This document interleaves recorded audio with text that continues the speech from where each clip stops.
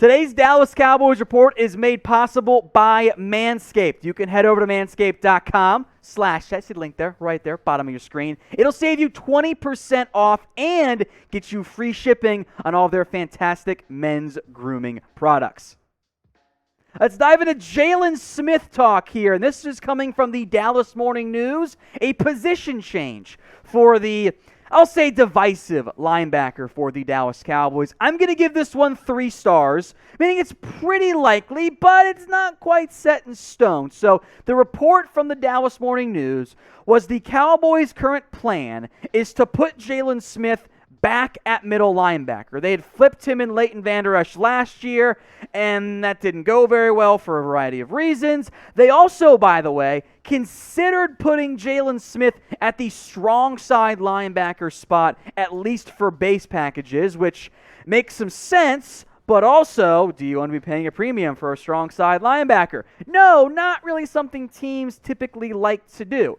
So couple that with the earlier offseason report of the Cowboys not cutting Jaylon Smith, and it certainly seems like he is going to be this team's middle linebacker for at least the 2021 season.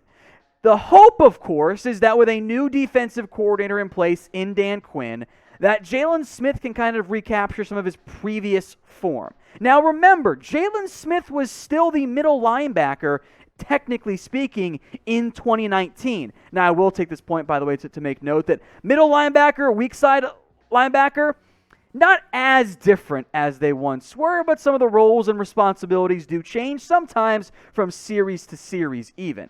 So for the Cowboys, you're hoping that Jaylon Smith can recapture that previous form. And the guy we've seen in 2020 wasn't great. Coverage, he continued to struggle. The missed tackles have never been a major issue for Jaylon Smith. They have tendency to come at bad times, but 9 missed tackles, given how many he actually had, was actually pretty good. The problem for Jaylon Smith came in 3 areas. Coverage remains not a great area, especially going sideline to sideline. I do think being more of a hook zone type of guy will make more sense for him. The biggest problem is that Jaylon Smith has regressed since 2018.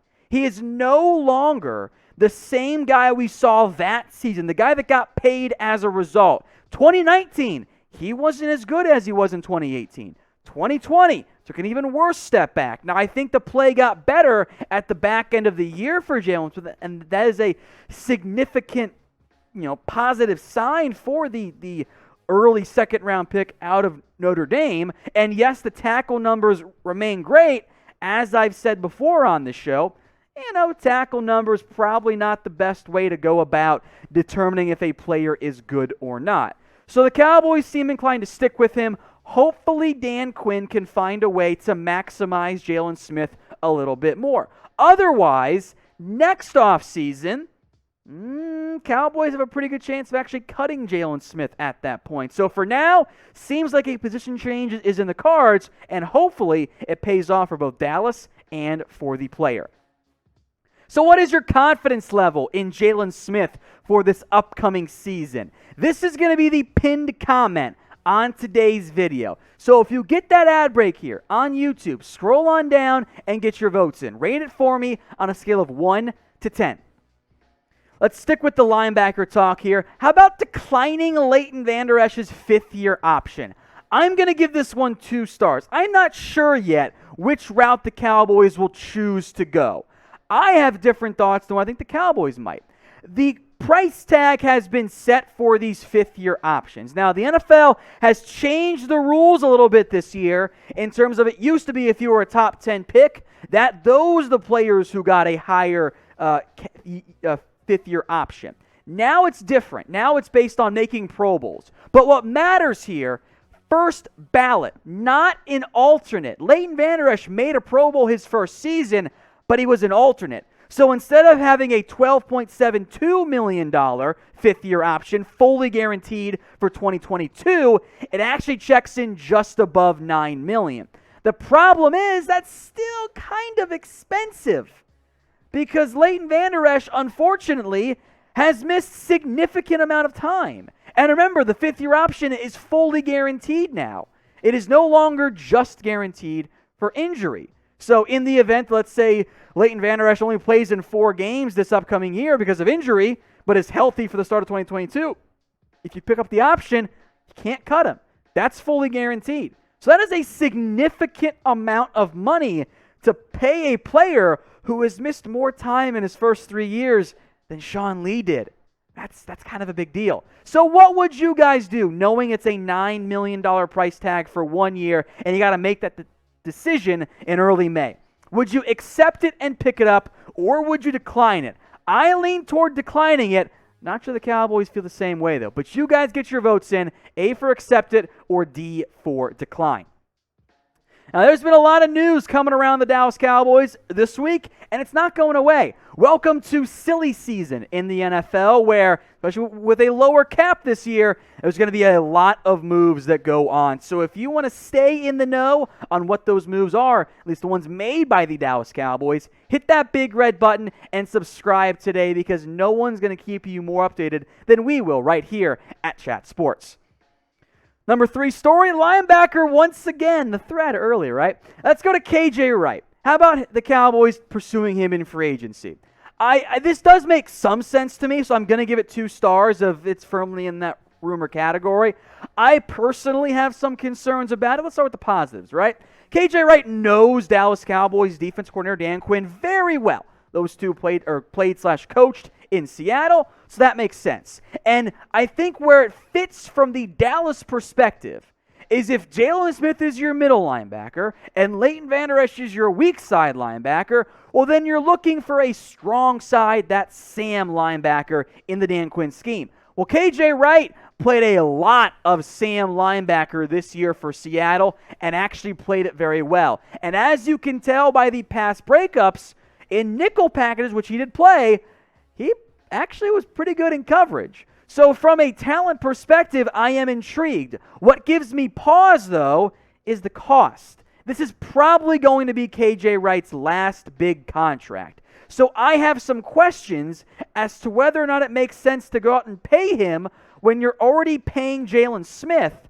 And on top of that, you have Leighton Vander Esch on your roster, a former first-round pick. That's an awful lot to invest in the linebacker spot. So name a free agent for me in the comments right now that you want to target. Maybe it's a safety, of course, right? Maybe it's a defensive tackle. Maybe you want to go offense for some reason. Let me know what you guys are thinking down there in the comments section. Name a free agent you want the Cowboys to target this offseason.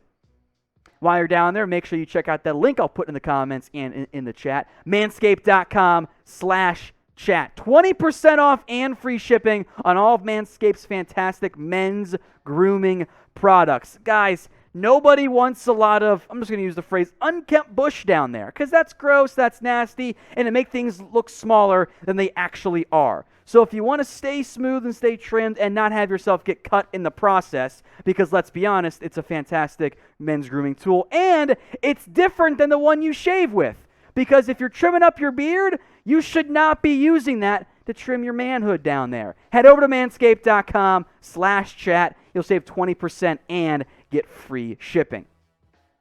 Let's talk Amari Cooper now. Is he a goner next year? Let's pump the brakes. 1 star. We cannot rule it out, but there have been a lot of, frankly, expected hot takes out there in terms of what does this mean? What does the Dak deal mean for Amari, etc. Pro Football Talk, Mike Florio, back at it again, saying yes, a woke loser. Thank you, producer Brett. Saying, the Dak Prescott deal means Cooper is likely gone in a year. It's not what it means. That is an extreme overreaction. I want to make something very clear. Yes, the Cowboys are paying Dak Prescott. They're paying other guys as well. Just because they've paid Dak does not mean it is likely that Cooper's gone all of a sudden. Now, why I'm giving this 1 star and not fake news is because the Cowboys have not yet restructured Amari Cooper's deal. Because of that, and they could change their mind still, they could do it if they want to get a better player in free agency, the door is open to moving on from Cooper next offseason. As of right now, his cap hit each of the next 4 years is a flat $22 million. But after 2022, the dead money, the money you got to pay that guy no matter if he's on your roster or not, plummets. So because of that, the Cowboys could trade Amari Cooper in 2022 and only eat $6 million of this $22 million dead cap, or of his cap hit. That means you could go pay a Michael Gallup, for example. You could flip him for a defensive piece. But that is not about because you paid Dak Prescott. You could simply restructure Amari Cooper and save just as much money, if not more. This is less having to do with Dak Prescott getting paid and more with how the Cowboys want to structure their offense around Dak Prescott. With having needs on defense, probably doesn't make the most sense to pay Amari Cooper and Michael Gallup and then have a top 20 pick in CeeDee Lamb as your wide receiver. So there could come a day where the Cowboys decide, you know what, we don't want both Cooper and Michael Gallup. That's not a lock, though. They could do both if they wanted to. They might just choose not to go that route. So in the event you have to pick one of them to keep, who would it be? Type in AC for Amari Cooper. Type in MG for Michael Gallup. I love Michael Gallup. Don't get me wrong. Amari Cooper is my number one receiver, though. He's awesome. I think I'm going to type my AC over MG. Back to defense here and free agency talk. How about going out and signing Keanu Neal? I'm going to give this one 2 stars. I'm open to the idea at the right price, which is kind of a common theme for the Dallas Cowboys here.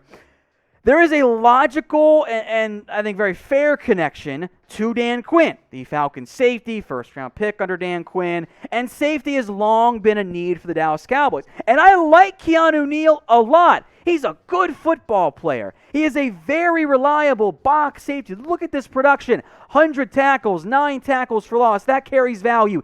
Here's my problem, and why even if you were to sign Keanu Neal, you haven't actually fixed your safety issue. Because hypothetically, and the assumption here is that the Dallas Cowboys are going to run a lot more cover 1 and a lot more cover 3. If Keanu Neal was my strong safety, who's my free safety? I like Donovan Wilson. I want him to be a starting safety for this team. I question whether or not he has the coverage skills and the instincts and the speed and the athleticism and all of that to be a legitimate cover 1, cover 3 free safety. If this was a split safety, more cover 2, cover 4, different conversation. But as a pure single high guy, I don't think Neal or Wilson fit that mold. Now, if I can get Keanu Neal super cheap and I can almost make him into a dime or nickel linebacker, well, then I'm definitely on board. But if I'm trying to fill and replace Xavier Woods, I don't think Keanu Neal is that guy. So name a safety that you guys want to sign. I'm trying to speak this into existence. Finding a way to just get a good safety on this Cowboys team and invest in a way they haven't since Ken Hamlin was picked up. Let me know what you guys think in the comments section. And wrapping things up with some draft talk here. Are the Cowboys no longer even going to think about going offensive tackle in round 1? I'm going to give it 3 stars. I think it is less likely now than what it was before the Cowboys chose to restructure the deals of Tyron Smith and Zach Martin and La'el Collins. So 3 stars on this one, but I can't fully rule it out. And the rationale behind this is this. You're fine on the offensive line. And the decision to restructure Tyron Smith and La'el Collins makes it very clear you think those guys are starting for you at least next season, if not beyond that. So left tackle, right tackle, they are no longer a need. Although you do and probably will at some level worry about the depth behind those guys, given Collins' hip injury and given Tyron Smith's just track record of missing at least 3 games every single year for the past couple seasons. So in the event that, Penei Sewell is there from Oregon or Rashawn Slater is there, maybe you consider it. Now the problem is you have to start that guy at left guard. You're either trading or benching Connor Williams, whatever. So there might be a scenario, depending on how the draft falls, where if Sewell is there, or maybe if Rashawn Slater is there, that guy is the highest paid player, or the highest ranked player, on the Dallas Cowboys big board. And in a not that great top-heavy defensive draft class, I don't think I can fully rule it out. It's not the route I would want to go. It's not the route I would choose to go, but I do think it makes some sense. So we will see exactly what the Cowboys end up doing in the NFL draft in the not-too-distant future, but I don't think offensive line is the route they go in round 1.